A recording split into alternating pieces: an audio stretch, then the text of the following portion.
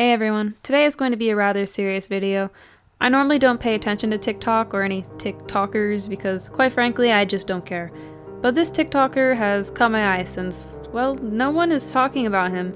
I've tried searching Google and YouTube, but the only results I get are either links to his TikTok or nothing at all. There's no one talking about this, which is confusing. Normally when allegations go out on a semi-relevant individual, it's everywhere. Not to mention this guy is growing rapidly. He literally gained 87,000 followers in 4 days. I'm not kidding. I'm showing the screenshots on screen right now of a post he made talking about how fast he grew. Not to mention I did my own personal tracking of his followers, and I've seen that in just 4 hours, not days, hours, he gained 39,000 followers. I'm showing you those screenshots as well. Note the time on the top left. I know I'm relatively unknown, so it's hard to trust me, but I took those 2 screenshots on the same day. I'll even show screenshots on the day I took them, so you know it isn't fake.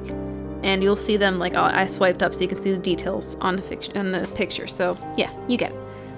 Before we get into what allegations are against him, I just want to apologize if you hear any background noise. I'm filming in my room rather than my basement, so my computer may be louder than usual. That, and I live right next to a busy road, and people are always more obnoxious at night. With that being said, let's get into the video.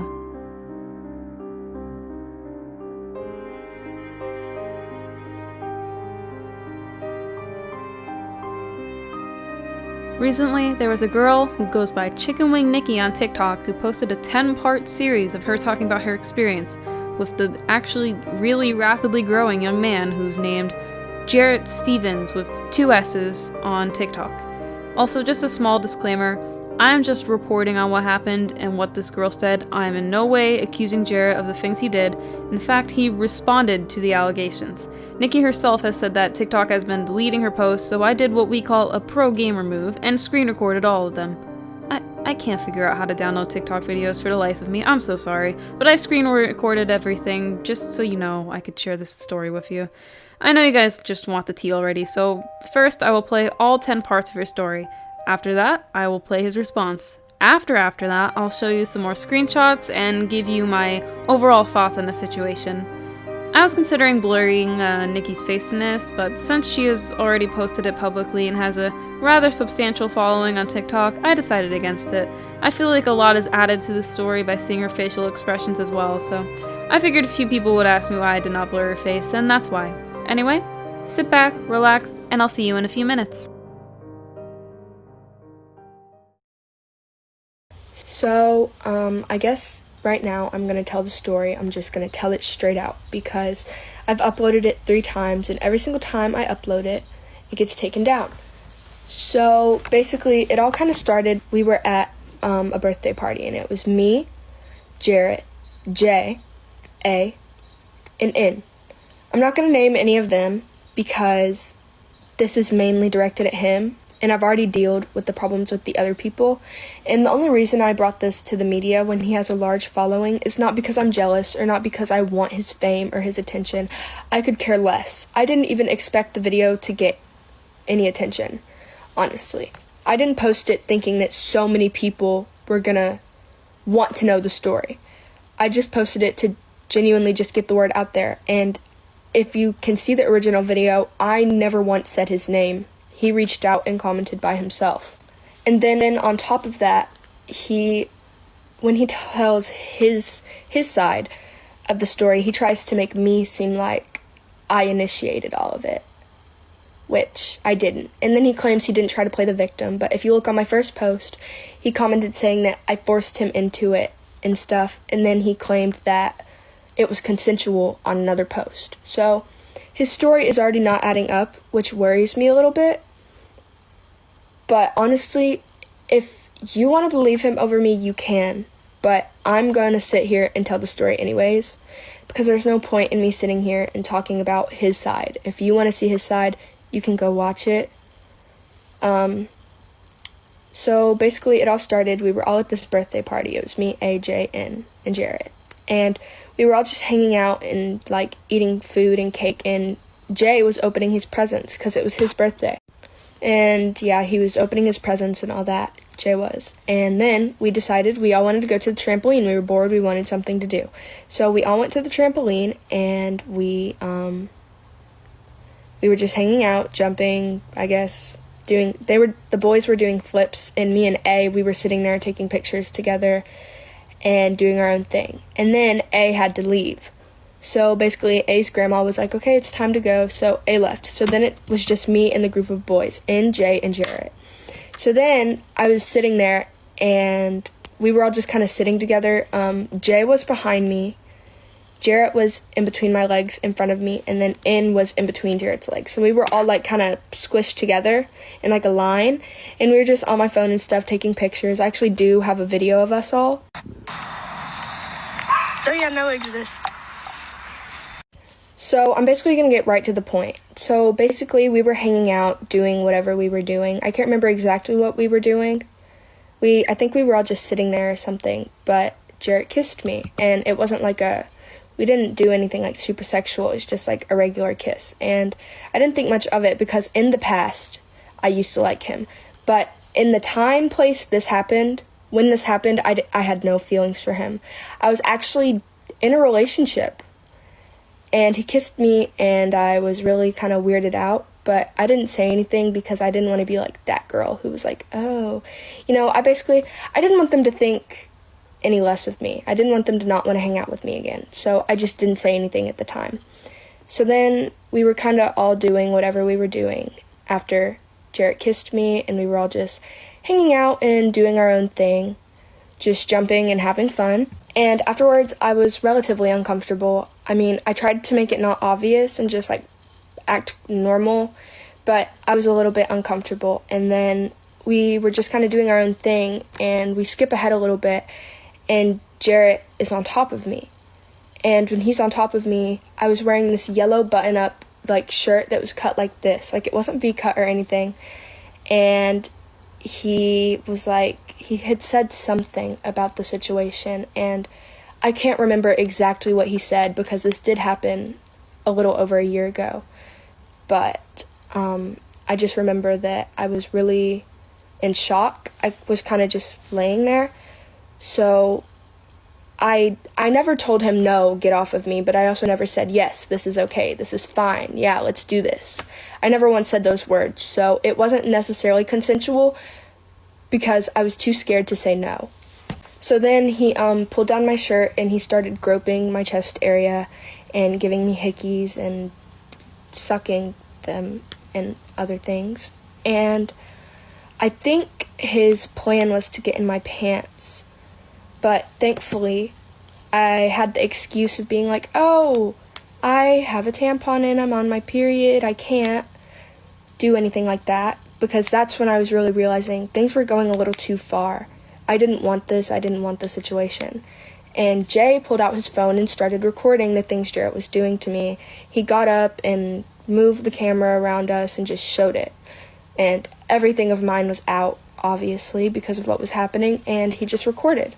So then, after a few minutes, I'm not exactly sure how long, because I was just kind of out of it at that point.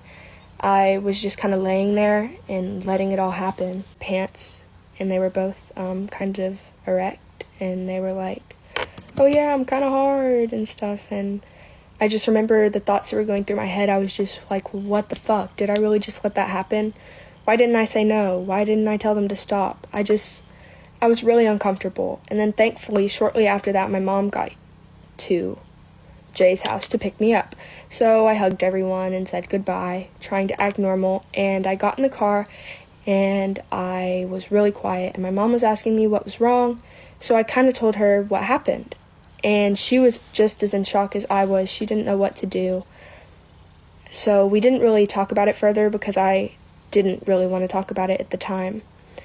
And I went home, and basically that's kind of what happened.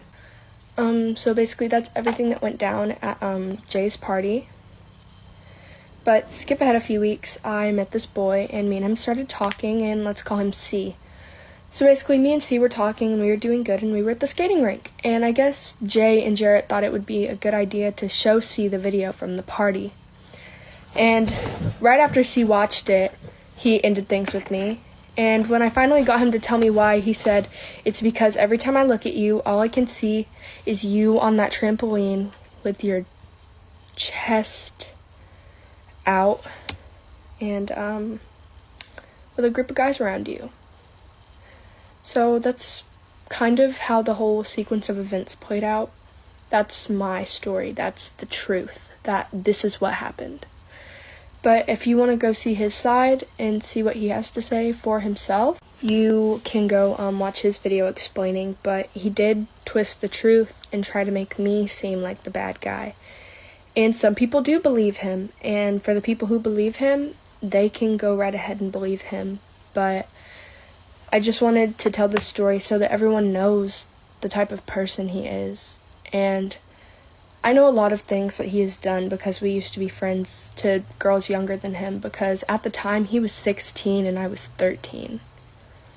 And he's done things to girls even younger than I was, ranging from I think 12 to 15. He always has been extremely touchy with girls, and I just thought the world should know the way he really is. So thank you all for listening, and I love you, and thank you for all the support.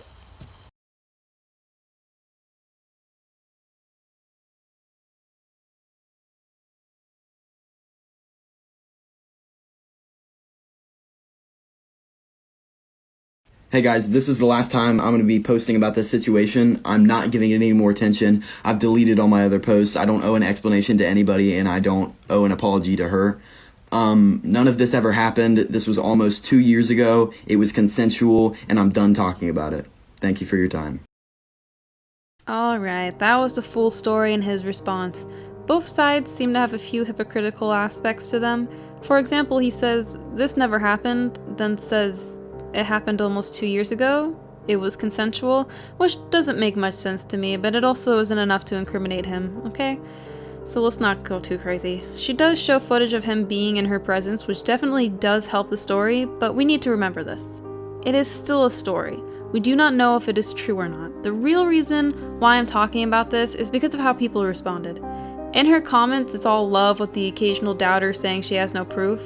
This is expected. Her fanbase will generally back her. But in the few posts on Jarrett's feed that actually include comments, it's all people hating and saying she was 13.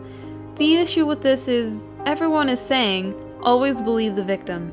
This is a very, very dangerous mentality. Something we need to remember is that the way the law works is innocent until proven guilty. The internet is not a toy. We should not be reckless on it. I am in no way saying that the story can't possibly be true, but I'm also not saying that it definitely is. When you go back and watch it and note the details, you'll notice some inconsistencies on both sides. For some, the internet can feel like a safe place to talk about troubles and really just vent, and that's okay.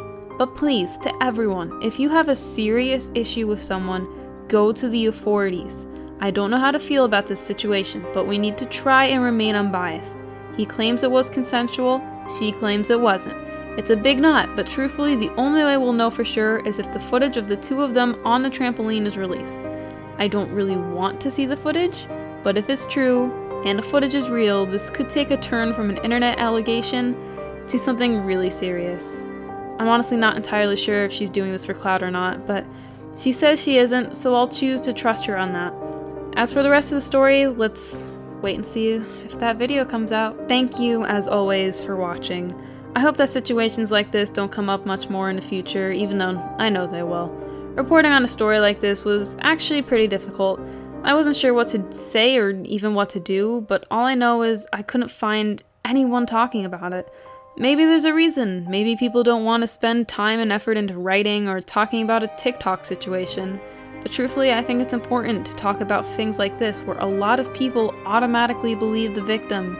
Anyways, I want to hear your thoughts in the comments. Tell me what I could do better. I'm always looking for suggestions.